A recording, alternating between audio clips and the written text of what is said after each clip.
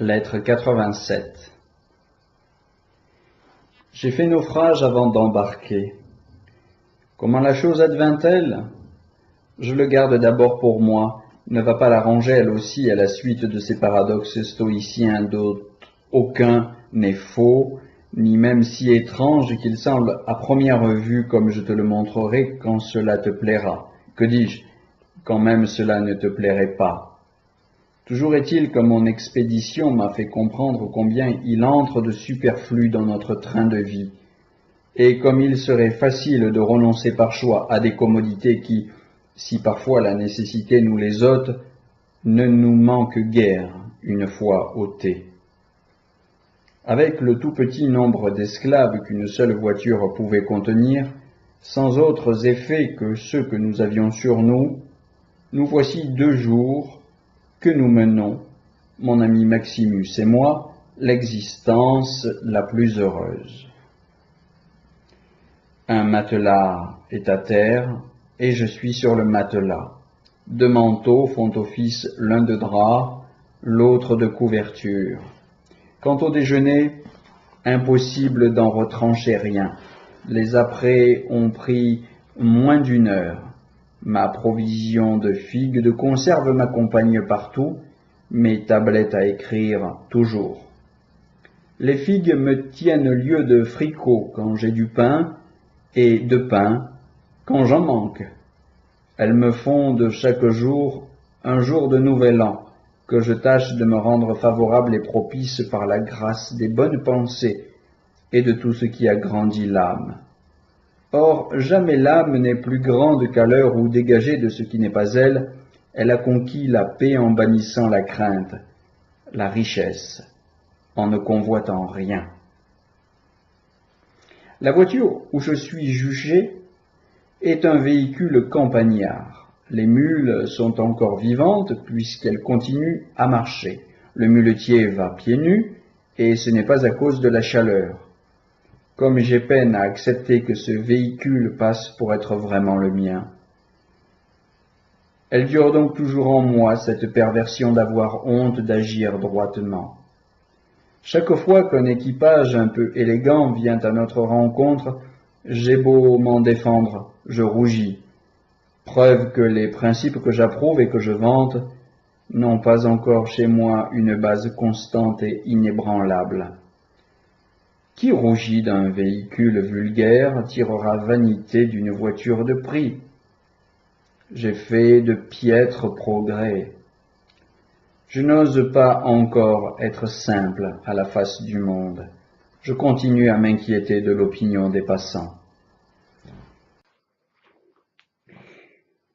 Il aurait plutôt fallu prendre à partie l'opinion universelle et crier, insensé et dupe que vous êtes, en extase devant des objets superflus. Vous n'estimez jamais l'homme d'après ses biens propres. La question d'argent entre-t-elle en jeu? Calculateur rigoureux, vous établissez comme suit le bilan de la personne à qui vous allez prêter votre argent ou encore vos services, que vous avez pris l'habitude d'inscrire au chapitre des placements.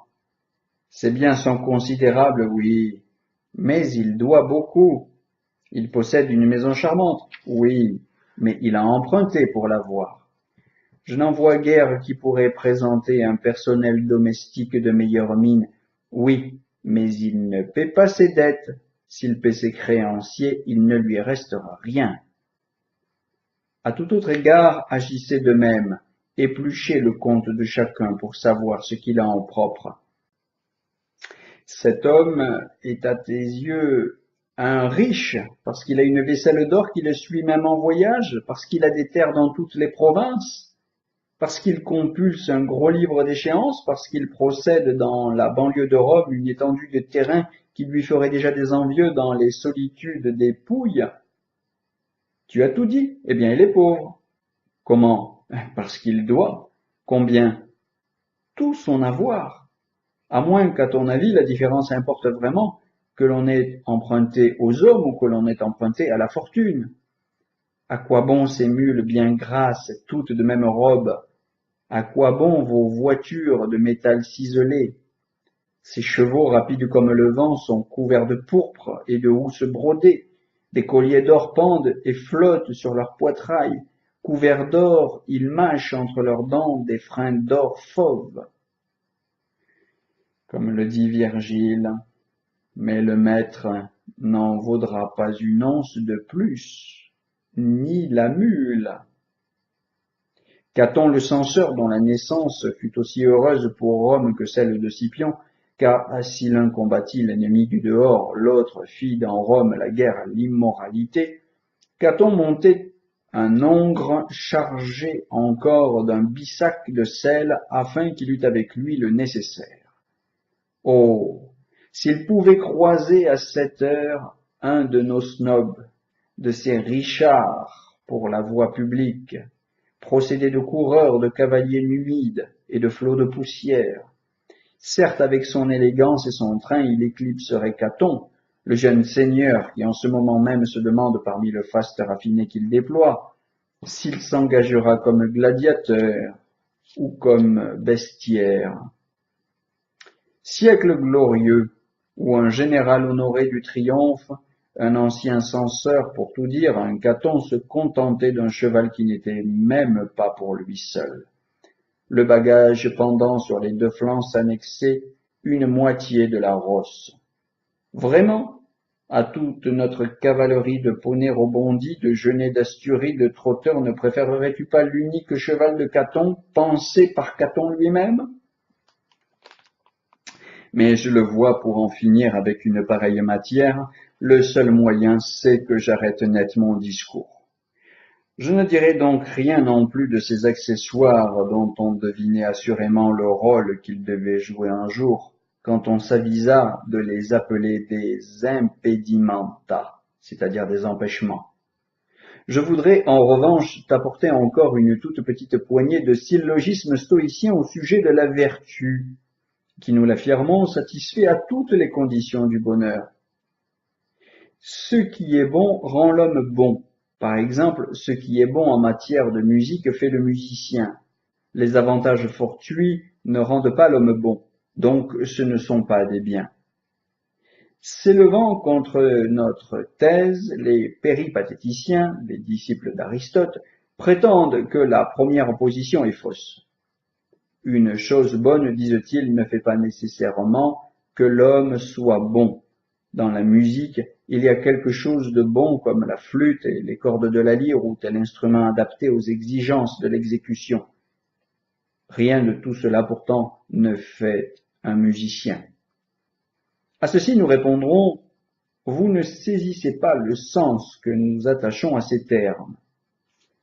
Ce qu'il y a de bon dans la musique. Nous ne parlons pas de ce qui équipe le musicien, mais de ce qui le fait musicien. Tu t'en tiens au matériel de l'art, à défaut de l'art même.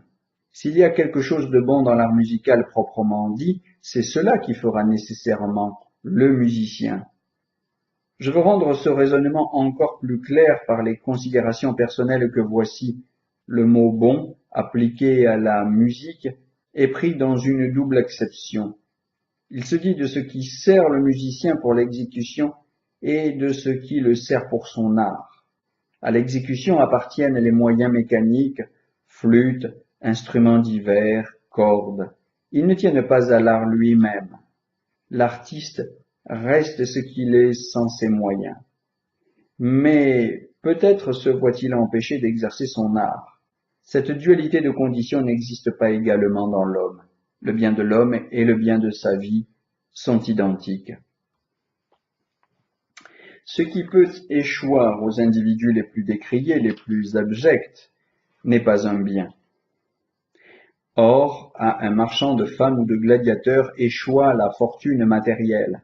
Celle-ci ne compte donc pas parmi les biens. Proposition fausse, nous dit-on, car dans les professions de grammariens, de médecins, de pilotes, nous voyons que les biens échoient aux gens de la plus humble extraction. Mais ces professions ne prétendent pas à la grandeur d'âme, elles ne visent pas au sublime, elles n'ont pas le mépris de ce que le hasard procure.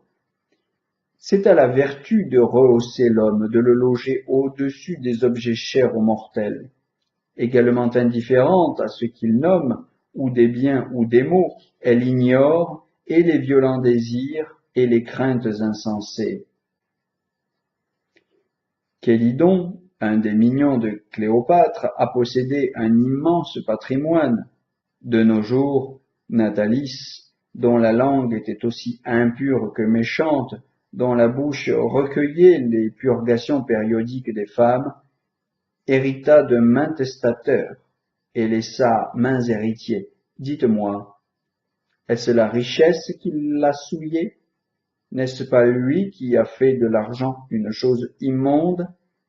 L'argent tombe entre les mains de certains hommes comme un denier dans un égout. La vertu établit sa place au-dessus de semblables contingences. Elle tire toute sa valeur d'elle-même. Aucun de ces minces avantages qui vont s'abattre n'importe où n'est un bien à ses yeux.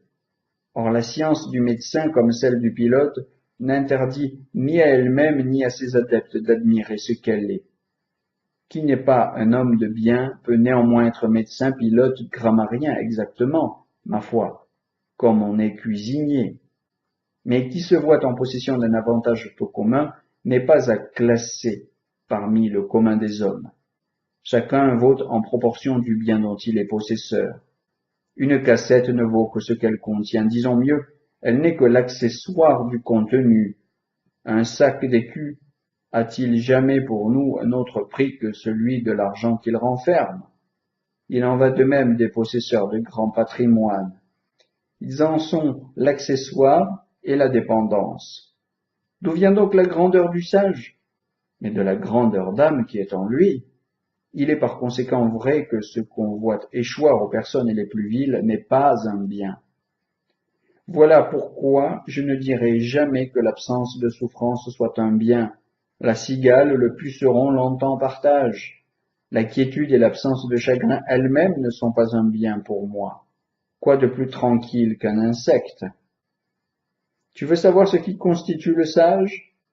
Ce qui constitue le Dieu. Tu dois reconnaître au sage quelque chose de divin, de céleste et de splendide. Le vrai bien ne s'approprie pas à tous et n'admet pas pour possesseur un homme du commun. Considère ce que produit chaque contrée et ce qu'elle refuse.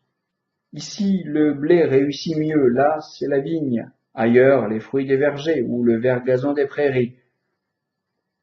Ne vois-tu pas comme le Tmolus nous envoie les parfums du safran, l'Inde l'ivoire, la Mole Saba son encens, tandis que les Calibes au torse nu nous donnent le fer? Ces productions ont été réparties par climat afin d'obliger les mortels à un commerce fondé sur leurs mutuels besoins. Le souverain bien lui-même a un terroir originel. Il ne croit pas au pays de l'ivoire, au pays du fer. Et où donc, dis-tu, le souverain bien a-t-il son lieu? Dans notre âme. Si elle est pure, si elle n'est irréprochable, le Dieu n'y entre pas. Le bien ne provient point du mal, or la richesse en provient, car elle provient de la cupidité. La richesse n'est donc pas un bien, dit-on. Il n'est pas vrai, réplique l'adversaire, que le bien ne provienne point du mal.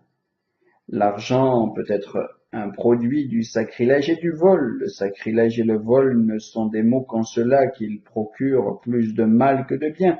Ils procurent du profit, mais au prix de crainte, d'appréhension, de tourments physiques et de maux.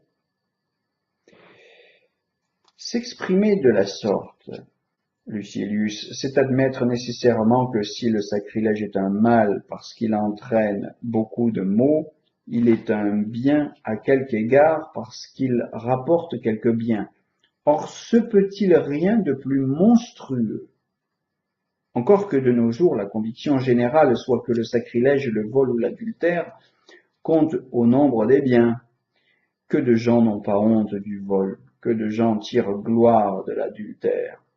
Les petits sacrilèges tombent sous la loi, les grands contribuent à la pompe des triomphes.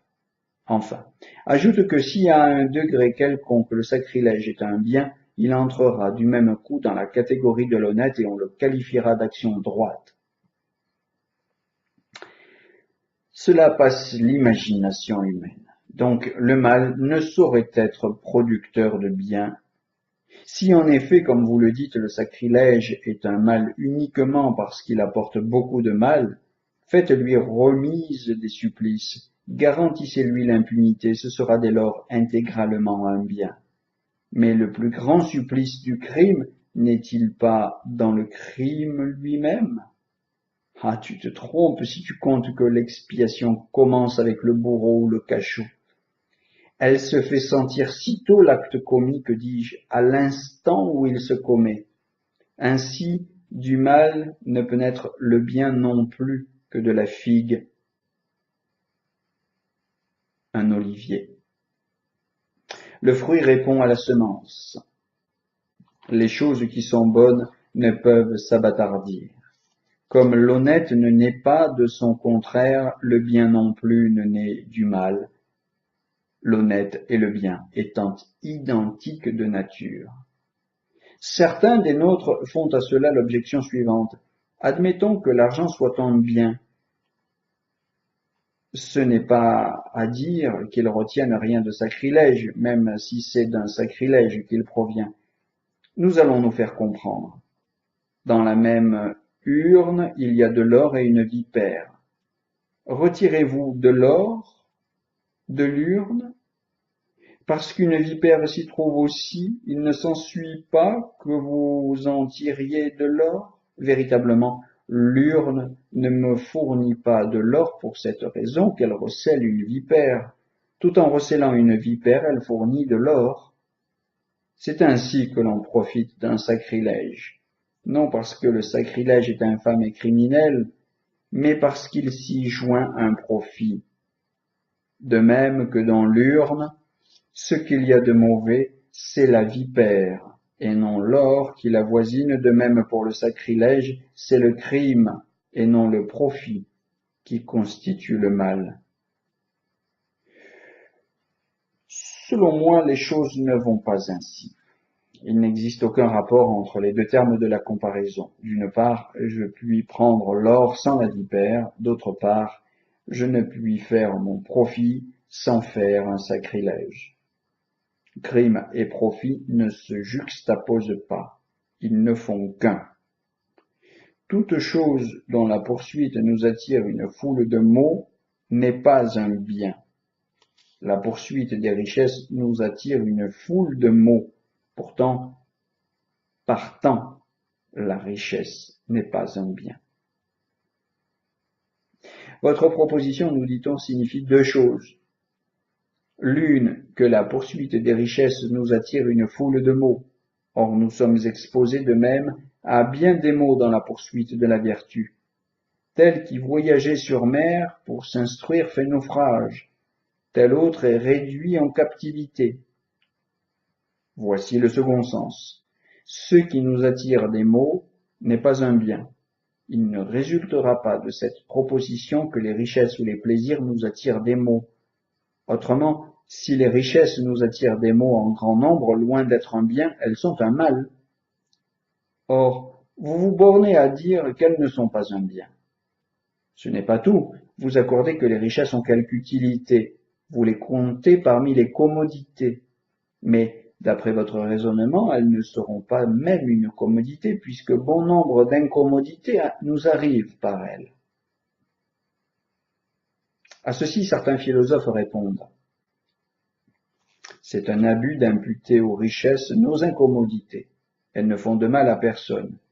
Le dommage provient ou de notre propre folie ou de la méchanceté d'autrui. L'épée d'elle-même ne tue pas. Elle sert d'arme offensive aux meurtriers. Pareillement, si les richesses se trouvent être l'occasion du dommage qui est porté, il ne s'ensuit pas qu'elles déterminent ce dommage. Posidonius a selon moi mieux répondu quand il a dit que les richesses sont cause de maux, non parce qu'elles-mêmes font le mal, mais parce qu'elles excitent à le faire. Autre est la cause efficiente qui produit directement et nécessairement le dommage, autre la cause antécédente. C'est cette cause plus éloignée que les richesses mettent en jeu. Elles enflent le cœur, elles enfantent l'orgueil, suscite l'envie et nous égare à tel point que le renom d'homme riche, même s'il doit être dommageable, nous remplit d'aise. Or l'impeccabilité doit être la marque de tous les vrais biens. Ils sont purs, ne corrompent pas le cœur, ne le troublent pas, non, ils l'exaltent, ils l'agrandissent, mais sans enflure. Les vrais biens donnent de l'assurance, les richesses de l'impudence. Les vrais biens inspirent la grandeur d'âme, les richesses l'insolence. Et qu'est-ce que l'insolence? Une contrefaçon de la grandeur. À ce compte, les richesses sont même un mal, loin d'être un bien. Elles seraient un mal si elles causaient par elles-mêmes du dommage, si, comme je l'ai expliqué, elles étaient cause-efficientes. En fait, elles jouent le rôle d'une cause antécédente, capable, reconnaissons-le, non seulement d'exciter les âmes, mais de les entraîner en faisant chatoyer devant elles une apparence, un semblant de bien auquel le vulgaire peut croire. La vertu aussi joue le rôle d'une cause antécédente. Elle amène avec elle la jalousie. Bien des gens se voient jalousés parce qu'ils sont sages, parce qu'ils sont justes, mais cette cause n'émane point d'elle et ne semble pas répondre à la vérité des choses. En vérité, la vérité s'aperçoit mieux quand l'aspect sous lequel la vertu se révèle aux âmes provoque en elles l'amour et l'admiration. Posidonius veut que l'on pose ainsi le syllogisme. Ce qui ne donne à l'âme ni grandeur, ni assurance, ni sécurité n'est pas un bien. Or, les richesses, la santé et autres choses semblables n'assurent aucun de ces trois états. Donc, ce ne sont pas des biens. Ce syllogisme, il le renforce comme on va voir. Ce qui, loin de donner de la grandeur, de l'assurance, de la sécurité à l'âme, dit-il, n'engendre qu'insolence, morgue, présomption. C'est un mal. Or, les dons du hasard nous entraînent à ces faiblesses, donc ce ne sont pas des biens. En vertu de ce raisonnement, répliquerait un adversaire, ce ne seront pas même des commodités. Les commodités et les biens ne sont point du même ordre. On appelle commodité ce qui apporte plus d'utilité que de désagrément. Un bien doit être sans mélange et n'avoir rien en soi de nuisible. La caractéristique du bien, ce n'est pas une utilité relative, mais l'utilité tout court. De plus, la commodité est le partage de l'animal, de l'homme en progrès et du sot. L'incommodité peut donc s'y trouver mêlée. Mais on donne le nom de commodité à ce qui, tout compte fait, offre principalement des avantages.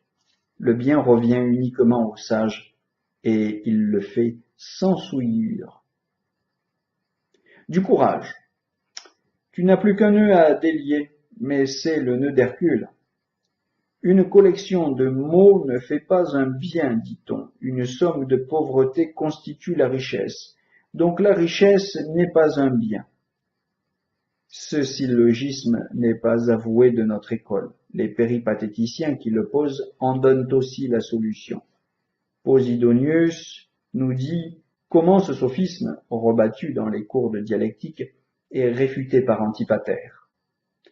Ce mot de pauvreté n'implique pas possession, mais retranchement et privation. Orbatio, dans la langue de nos aïeux, les Grecs disent katastérésin. Il s'entend non de ce qu'elle a, mais de ce qu'elle n'a pas. Une somme de vide ne fait pas le plein. La richesse se compose d'une série d'acquêts, non d'une série de dénûments. Vous prenez la pauvreté autrement qu'il ne convient. Elle consiste non à posséder un peu, mais à ne pas posséder bien des choses. Elle ne se définit donc point par rapport à ce qu'elle a, mais par rapport à ce qui lui manque. Je me ferai entendre plus facilement, répondrai-je, si le latin m'offrait un équivalent de l'aniparxia, ou manque de bien, qui fait, d'après Antipater, le caractère de la pauvreté. Pour ma part, je ne vois pas que la pauvreté soit autre chose que la possession de peu. Nous examinerons, quelques jours où nous n'aurons rien de mieux à faire, ce qui constitue dans leur essence la richesse et la pauvreté. Même quand nous en serons là, nous aurons à voir s'il ne vaudrait pas mieux apprivoiser la pauvreté, ôter à la richesse sa morgue sourcilleuse, que de chicaner sur des mots comme si le débat était clos sur le fond des choses. Supposons-nous convoquer à une assemblée du peuple. On propose une loi pour l'abolition des richesses. Nous appuierons-nous sur des questions pièges pour la soutenir ou la combattre?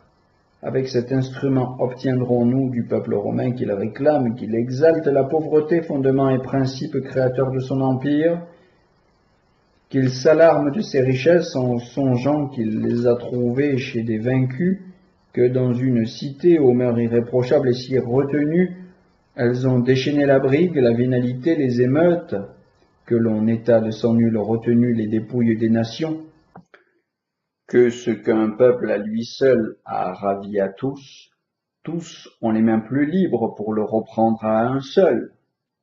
Voilà la théorie dont il faudrait persuader les esprits. Il faudrait attaquer les passions plutôt que d'en élaborer des définitions. Exprimons-nous plus énergiquement, si nous en sommes capables, ou au moins plus ouvertement, si nous ne le sommes pas.